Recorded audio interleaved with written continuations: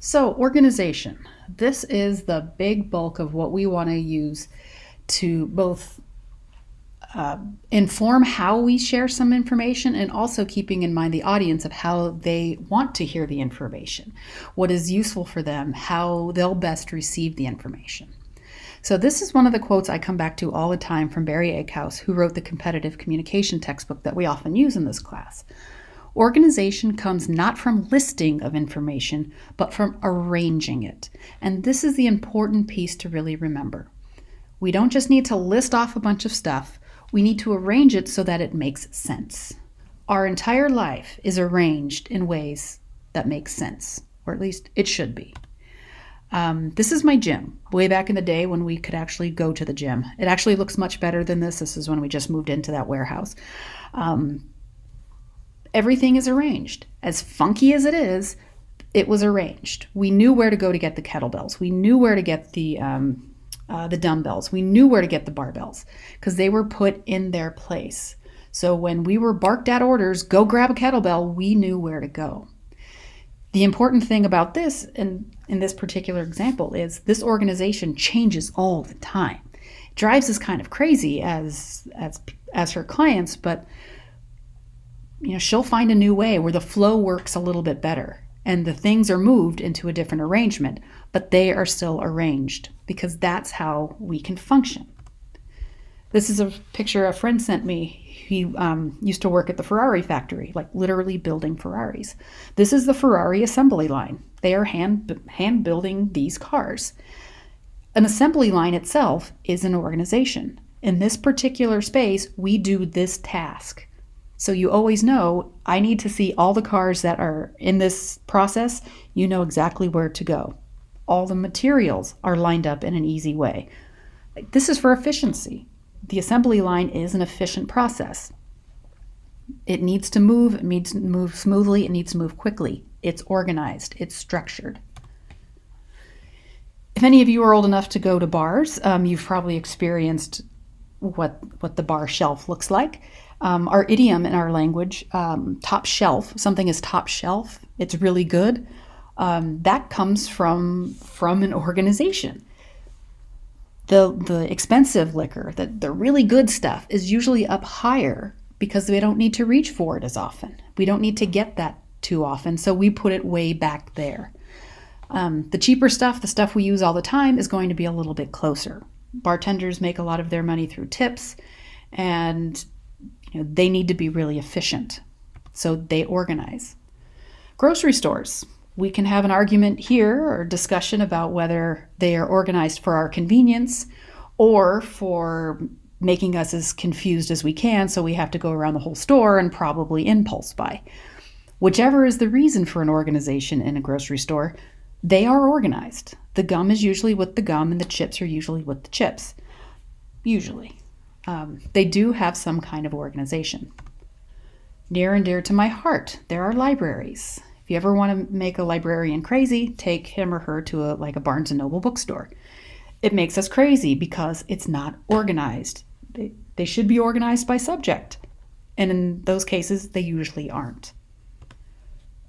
This isn't my colleague's desk, but I did have a colleague many years ago who had a desk that looked very much like this. And it worked for her pretty well. She kind of knew where everything was. But it didn't help when she was on vacation and we had to find something that she hadn't finished or she told us to look for. We couldn't figure out where anything was. It was not very efficient. It was not a very effective way. It didn't translate from one person to the other. It could have affected her work as well.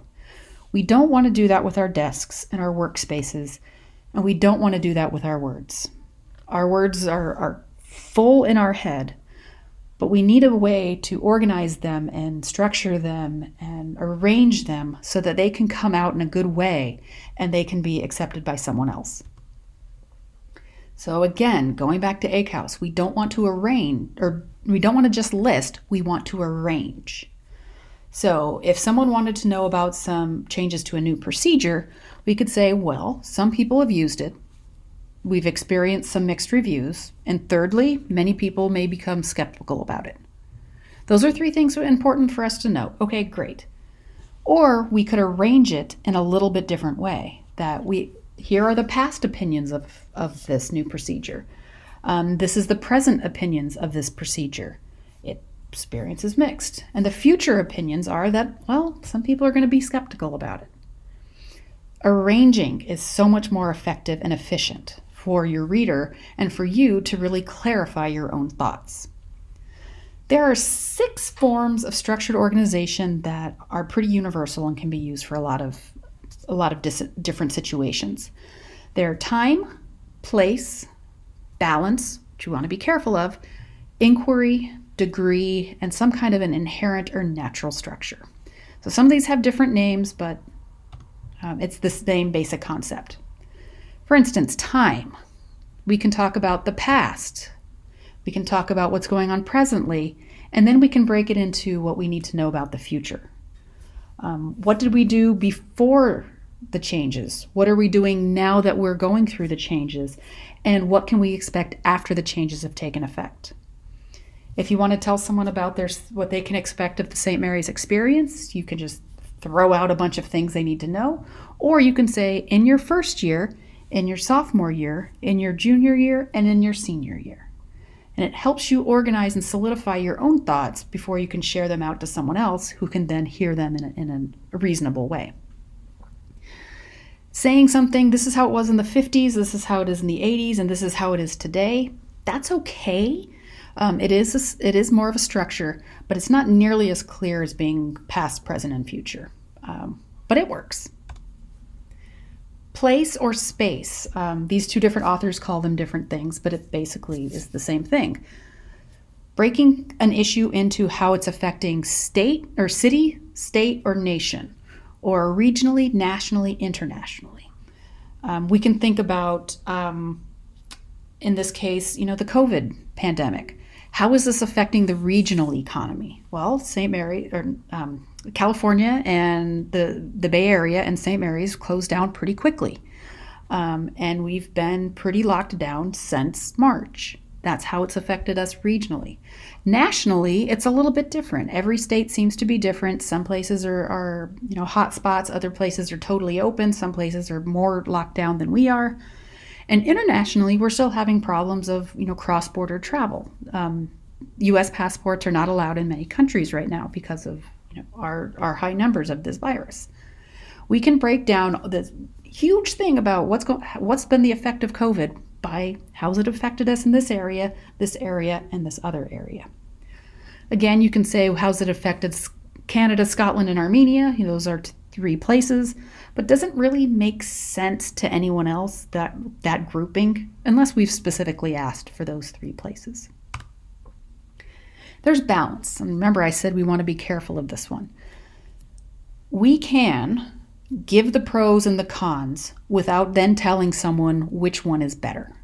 And that's where we want to be careful. We get very persuasive when we try to do balance. But in informative, we just want to lay out what are the pros and what are the cons. The voting brochures do this very well. This is what the pro side says. This is what the con side says. And they never say, therefore, you should vote against it. They can't do that, and they don't do that. Informative writing isn't about that.